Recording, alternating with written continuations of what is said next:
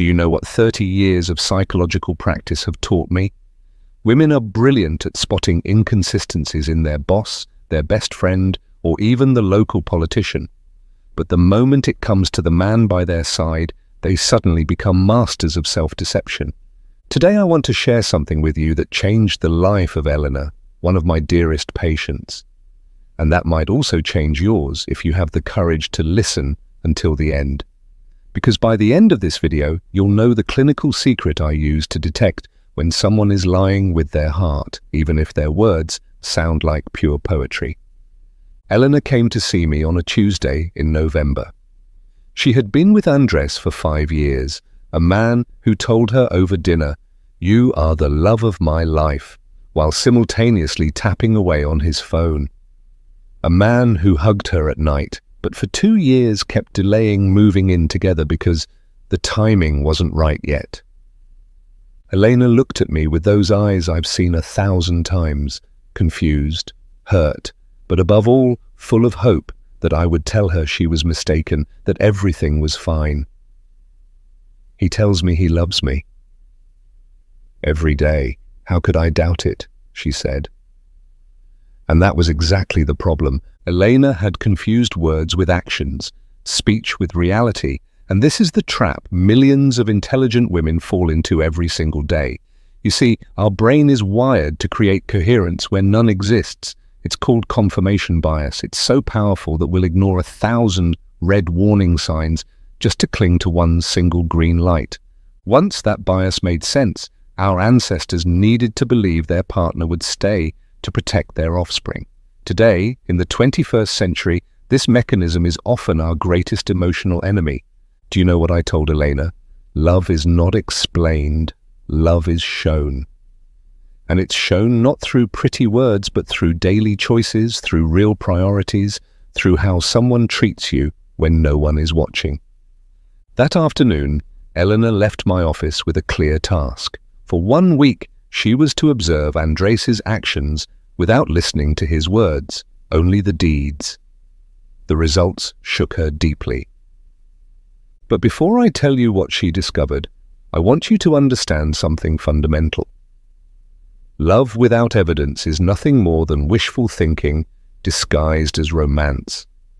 And wishful thinking, no matter how sweet it sounds, doesn't pay emotional bills, doesn't stand by you in hard times, and doesn't build a stable life with you. There's a sentence I repeat in my lectures, and that you should tattoo on your soul.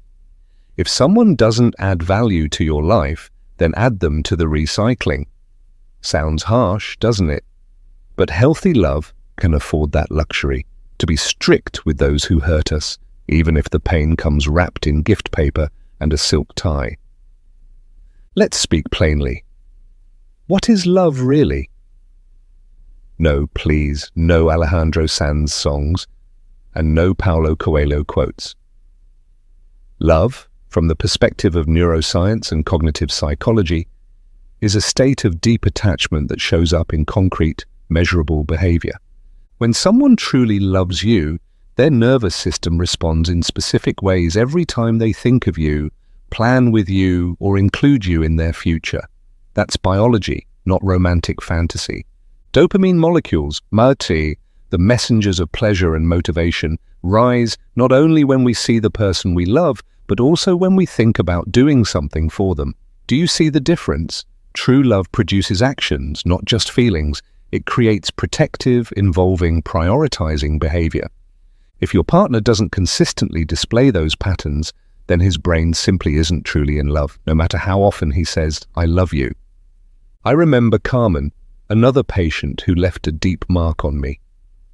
She had been married for 10 years to a man who constantly assured her how important she was to him, yet regularly cancelled their plans whenever something more important came up.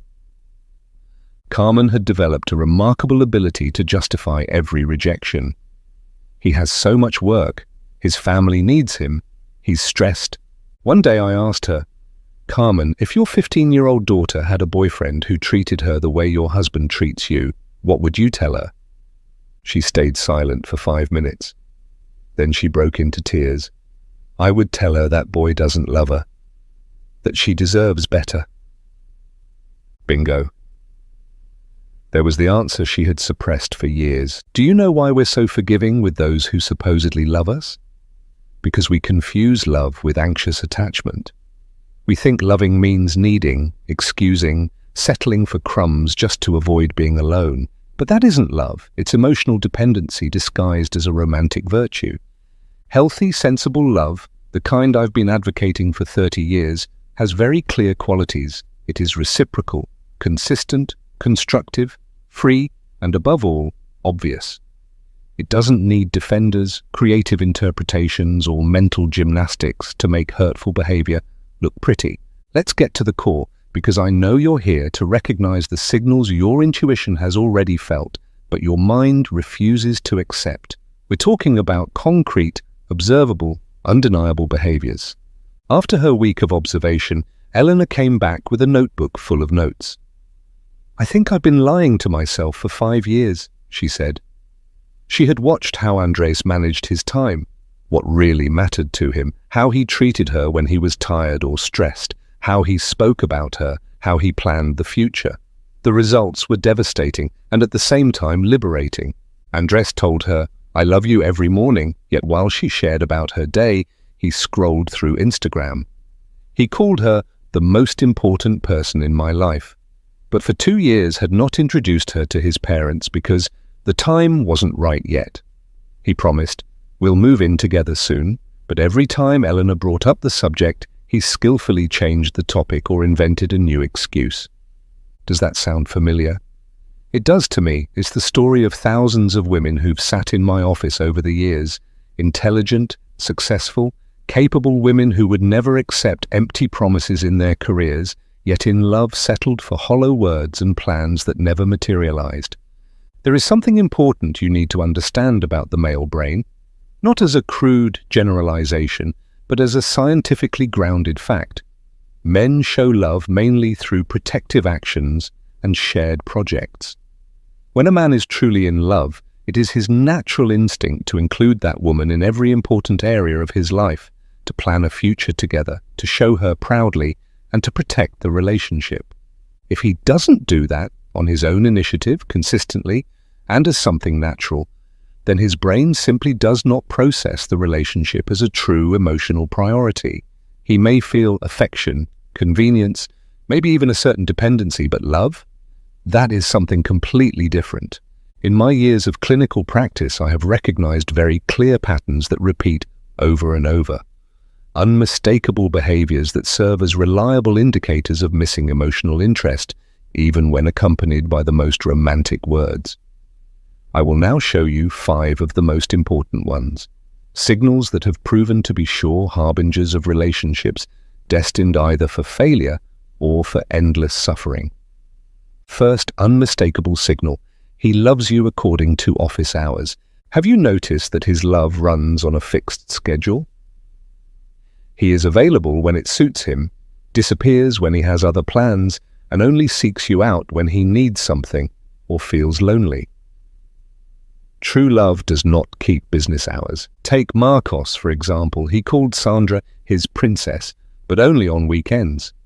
From Monday to Friday, she hardly existed in his world. He worked, saw friends, pursued hobbies, and she played no role. On Fridays, he would show up with flowers and sweet words, as if he had been thinking of her all week. Sandra excused it as work stress, but the truth was simpler. For Marcos, she was a weekend girlfriend, not a central part of his life. When someone truly loves you, they think of you throughout the day. They send spontaneous messages, look for ways to include you in their everyday life, and share not only the special, but also the ordinary moments with you. True love is not erratic, it is constant. Its intensity may fluctuate, yes, but it doesn't simply vanish and reappear depending on mood. Do you know what Sandra realized when she applied this perspective? That she had been the weekend girlfriend of a man who lived the rest of the week as if he was single. And that, my dear, is not love. That is emotional convenience. Second unmistakable signal: his words and his priorities live on different planets. He says, you are the most important thing in his life, yet everything that concerns you is consistently postponed whenever another option comes along. Friends, work, family, even hobbies always take priority over your needs or your shared plans. Patricia, for instance, waited 4 years for Javier to keep his promises. "Next year we'll get married," he said every December. "As soon as I finish this project, I'll focus more on us," he repeated every 6 months. "Soon I'll introduce you to my family," he promised, every time Patricia brought up the subject. 4 years of soon that never came. 4 years in which next year kept turning into more waiting. The bitter truth of Patricia's story is that Javier actually believed his own promises. He wasn't a conscious manipulator, but a man who confused good intentions with real commitments. But good intentions without concrete actions are nothing more than self-deception disguised as love. The problem was that Patricia had learned to live in the future tense. When he does this, we'll be happy. When he changes that, everything will be better. When the right time comes, our relationship will be perfect. But true love lives in the present tense. I love you now. I prioritize you today. I build with you from the start. How many whens exist in your relationship? How often have you thought, when he matures, when he gets through this phase, when he realizes what he has in me? Every when is a postponement of your happiness. A polite way of telling yourself that your present doesn't matter, that your well-being can wait. Neuroplasticity shows us that the brain changes according to our patterns of thought and behavior. If your partner is constantly postponing you, his brain is literally training itself not to prioritize you. And over time, this becomes a neural wiring that is nearly impossible to change. Third signal, painful but liberating. You are more of a guest in his life than the main character. You know some of his friends, but not all. You have been to his apartment, but you don't have a key. You know about his plans, but you are not part of creating them. You are a part of his life, yes, but on the sidelines, not at the center. Claudia told me she had been with Roberto for 2 years, a man who assured her she was the love of his life. And yet Roberto led 2 lives, one with friends who knew Claudia and one with others who didn't know she existed. He had plans with her and plans without her. He showed himself in 2 versions, loving boyfriend by her side, practical single in the rest of his time. He's just very reserved, Claudia defended him. He doesn't like to mix friend groups. So I asked her a simple question. Claudia, if you were truly the love of his life, wouldn't he be proud to introduce you to everyone? Wouldn't he want to include you in every part of his life? Real love is integrative, not fragmented. Someone who is truly in love feels a natural urge to merge their life with the others, to introduce important people to one another, to make plans together, to connect worlds, not out of duty but out of joy, because it brings happiness when 2 lives flow together.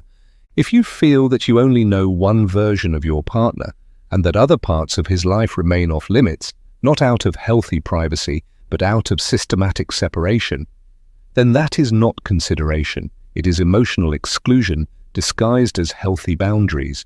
In my couples therapy, I've repeatedly observed something fascinating. Truly loving couples gradually merge. Not in toxic dependency, but in natural integration. Friends become shared friends, families open up to each other, plans emerge organically together. It's as if real love has its own gravity, pulling all areas of life toward a shared center. If this integration doesn't happen after a reasonable amount of time, it usually means that one partner, or both, is not truly emotionally invested. And most of the time it's the one who keeps up the separation. Fourth signal, he loves you as long as everything goes well, but disappears emotionally in difficult moments. He is tender when you shine, but withdraws when you need support. He is romantic in good times, but critical or absent as soon as you go through hardship. Raquel had built a perfect image of her relationship with David. He was attentive, funny, passionate, as long as she was at her best. But when Raquel spent 6 months caring for her sick mother, David showed his true face. "You've been so stressed lately," he said whenever she needed comfort. "You should be more positive," he suggested when she was exhausted. "You're not the same anymore," he accused her when she had no energy for his plans. David wasn't a bad person, but he wasn't a true emotional partner. He was a companion for the good times, a friend for fun, a lover for the easy phases. But real love shows itself precisely in the difficult moments, when there is nothing romantic or entertaining, when only the conscious decision remains to be there for each other. Mature love knows that life brings stress, illness, loss, family crises, financial struggles, and vulnerability. Someone who doesn't stand by you emotionally during those moments does not truly love you. They are simply enjoying your company when it's convenient. Have you noticed your partner's attitude change when you face problems? Does he become colder, more distant, more critical? Have you felt alone precisely at the times when you needed support most? Those are signs that his love depends on you always being in a certain emotional state. And that is not love, it is emotional consumption. A secure attachment style, the foundation of healthy love, shows itself in emotional consistency. People with secure attachment don't run from their partner's heavy feelings, they are not afraid of their partner's vulnerability, and they don't tie their affection to conditions. They are present, in good times and in bad. Not out of duty, but as a natural response of the heart. If your partner can only love you as long as you are the light version of yourself, then he does not love you fully. And you deserve someone who loves you, especially on your grey days, because those are the days when love truly proves itself. Fifth and final signal, the most painful, but also the most liberating. He talks to you about the future, but does nothing in the present to build it. He paints you a picture of a shared life, but makes no daily decisions that would make that life possible.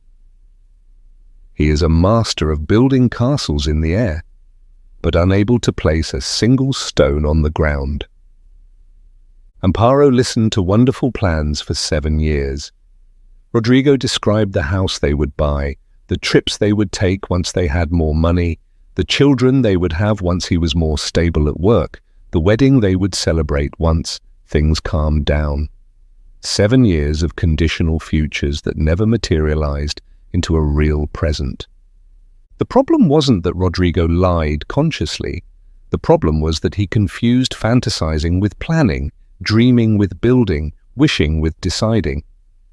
Rodrigo enjoyed imagining a future with Amparo, but he wasn't willing to make the sacrifices and adjustments in the here and now that would have been necessary to make that future real. Do you know the difference between a shared dream and a joint life project? Projects have deadlines, budgets, concrete steps, interim decisions. Dreams consist only of pretty words and good intentions. If your partner talks a lot about the future but never makes decisions in the present that bring you closer to that future, then he is only using those plans to keep you hopeful, without truly committing. After 30 years of clinical experience, I have come to a clear conclusion. Love is measured by decisions, not explanations. It is measured by daily actions, not by extraordinary promises. It is measured by consistency over time, not by isolated moments of intensity. Is your partner really saving for the shared house? Is he adjusting his lifestyle, changing habits, rearranging priorities so that this future vision can become reality? If the answer is no, then those plans are nothing more than conversational entertainment, not real projects. I remember Teresa, a brilliant woman who came to me after 10 years of waiting. 10 years of one day we'll get married, one day we'll have kids, one day we'll move in together. When Teresa finally had enough and gave a clear ultimatum, he left her, not because he was cruel, but because he never intended to keep those promises. They were only tools to keep the relationship going. Do you know what Teresa told me 2 years later? Walter took 10 years of my life, but he also gave me the most valuable lesson. Never again will I love someone for their potential, only for their reality in the present. That is the key, my dear listener. Love people for what they are today, not for what they might be tomorrow. Love their actions in the present, not their promises for later. Love their consistency, not their rare exceptions. But here comes the most important part of everything I've told you. Because it's one thing to recognize these signals, it's something else entirely to know what to do with that knowledge. When you realize that someone doesn't truly love you, even if he tells you so every day, a frightening question arises, and now the first reaction is usually denial. Surely I'm mistaken, so maybe I'm being too harsh. I should give him more time. But denial doesn't change facts. It only hides them temporarily. Meanwhile, he keeps behaving exactly the same. Why should he change if you accept everything? Then comes what we call bargaining in psychology, negotiating with reality. If I change, maybe he'll change too. If I'm more patient, maybe he'll recognize my worth. If I show more love, maybe he'll respond the same way. But love is not a business transaction, and you cannot love for two. After that comes anger. And you know what? Anger is useful. It gives you energy, clarity, courage to act. But it must be intelligent anger, not destructive. Anger that drives you to protect yourself, not anger that seeks to hurt the other person. And finally, if you're lucky and you do the emotional work, you reach acceptance. Acceptance does not mean resignation, but clarity. Seeing things as they are, not as you wish them to be. Making decisions based on facts, not on hopes. Let's return to Elena, because her story has an ending you should know. After that week of pure observation, she came back having made her decision. She no longer wanted to be an accomplice to her own suffering. Either Andres would truly commit with concrete actions and clear timelines, or she would move on without him. Do you know what happened? Andres became angry. He felt pressured, misunderstood, cornered. Why can't you just enjoy what we have? Why do you have to complicate everything with your demands? He asked. And in that moment, Elena had absolute clarity.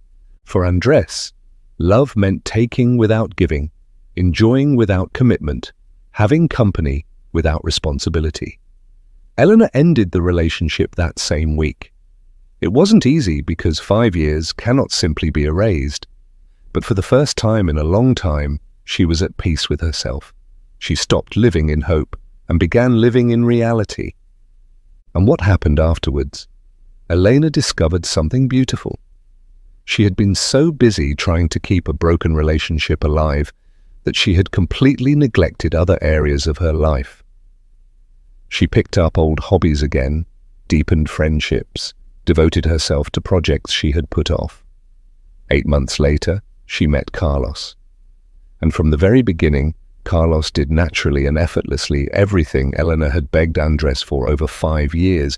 He included her in his life without her having to ask. He planned a future with her and immediately began to build it. He prioritized her so clearly that at first Elena felt overwhelmed. In our last session, she told me, "Now I understand the difference between someone who says they love you and someone who truly loves you.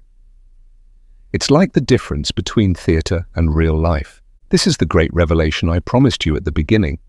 The clinical secret to knowing when someone is lying with their heart is very simple. Observe his decisions when he thinks no one is watching. Observe his priorities when he has to choose. Observe how he treats you when he is tired, stressed, or worried. Observe the place you occupy in his daily life, not in his romantic speeches.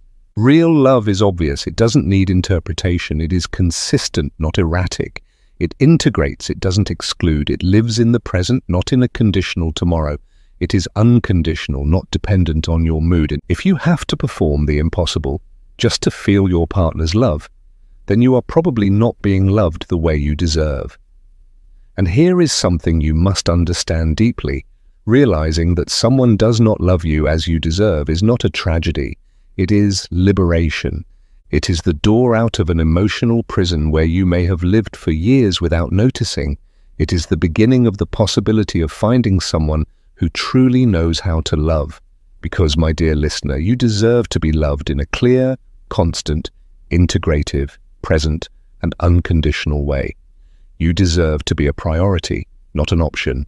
The main character, not a guest. To have plans that come true, not promises that vanish into nothing. And above all, you deserve someone who doesn't have to learn how to love you, because he can do it naturally from the very beginning. Letting go does not mean lovelessness, as I always say. Letting go is self-love. It is the courageous decision not to settle for crumbs when you deserve the whole feast.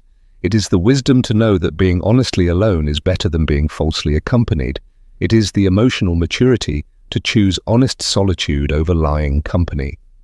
In these 30 years, I have seen brilliant women waste years, sometimes decades, waiting for men who could not love to finally mature, change, get it. Successful women in every area of their lives, except the most important one, their choice of partner. Why does this happen? Because we were taught that love means sacrifice, endless patience, unconditional devotion. But no one taught us that love also requires reciprocity, coherence, mutual respect. No one told us that love does not mean suffering. A healthy relationship should add joy to your life, not shrink it. The rational kind of love I defend follows clear rules. It must be reciprocal, constructive, obvious, and free. If your relationship does not meet these 4 basic criteria, then it is not love. It might be habit, dependency, fear of loneliness, or convenience, but not love. And now comes the moment of truth. After all these examples, after all these signals, what will you do with this information? Because information without action is just intellectual entertainment. You are not here to be entertained. You are here to change your life. My suggestion is concrete.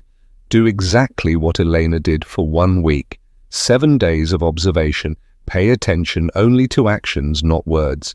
Look at how your partner organizes his time and what place you occupy in it. How he treats you when he is stressed. How he speaks about you. What plans he makes with you. And which ones without you. Write everything down in a notebook. No interpretations, no excuses, no explanations. Just facts. At the end, read your notes as if they were about a good friend. What would you advise her? And during that same week, observe yourself as well. Do you justify behaviors you would never accept in any other area of your life? Do you take emotional crumbs you would immediately reject in a friendship? Have you lowered your standards so far that you hardly remember what they once were? This self-evaluation is not to make you feel guilty, but to strengthen you. Because when you understand how you contributed to the dynamic, you also realize that you have the power to change it. You cannot control your partner's actions, but you can control your reactions and your decisions. I remember Lucia, a successful architect, who had spent 8 years in a relationship with a man for whom she was always the last priority. At work, she was relentless. A contractor who failed to deliver was immediately replaced. A supplier who didn't meet deadlines was switched. But in love, she had endless patience with emotional mediocrity. In my career, I tolerate no unprofessionalism, she said. Why do I tolerate a lack of commitment in my private life? That question changed her life. Lucia decided to merge her 2 versions, the tough professional and the lenient partner, into a single, coherent woman. When she began to apply her professional standards to her personal life, Tomas felt pressured. You've become too demanding. You used to be more relaxed. But Lucia was no longer willing to be relaxed with someone who had never been relaxed with her. It was either serious commitment, or she would move on. Tomas stayed mediocre. Lucia chose to remain extraordinary. 6 months later, she was in the best relationship of her life, with a man who valued her as much as she valued herself. The truth is simple. You teach people how they are allowed to treat you, not through your words, but through what you accept. If you accept empty promises, you will keep getting empty promises. If you accept being the last priority, you will continue to stand at the back. If you accept emotional crumbs, you will keep getting crumbs. But if you change your standards, if you stop accepting the unacceptable, if you set clear boundaries and hold them, one of 2 things will happen. Either your partner grows with you, or he stays where he is, and you find someone who is already at your level. In both cases, you win. Because the worst scenario is not being alone. The worst scenario is being badly accompanied. The worst scenario is not temporary emptiness, but permanent false fullness. There is a huge difference between being alone and feeling lonely. You can lie next to someone physically and still feel abandoned inside. Chosen solitude is strength. Forced solitude is victimhood. If you remain alone because no one deserves your company, then you are in control of your life. If you stay in a false relationship out of fear of being alone, you hand over control of your happiness to someone who doesn't know what to do with it. And right here, my dear listener, lies the greatest test. Having the courage to look truth in the eye and act accordingly. Not clinging to maybe and someday, but deciding clearly what life you truly want to live. Because in the end, it is not the fear of being alone that paralyzes you. It is the fear of recognizing your own greatness and living by it. Once you take that step, you realize solitude is not an enemy, but a space where you can rediscover yourself. That is why the essence of my 30 years of experience is this. Love should help you grow, not diminish you. Love should strengthen you, not weaken you. If today you find the courage to place actions above words, to define your standards clearly, and to stop settling for less, you will open the door to a relationship that truly deserves to be called love. The first step is simple, 7 days of honest observation. The next step is harder, consistency, but believe me, beyond that lies not emptiness, but freedom. And freedom is always the first ground on which true love can flourish.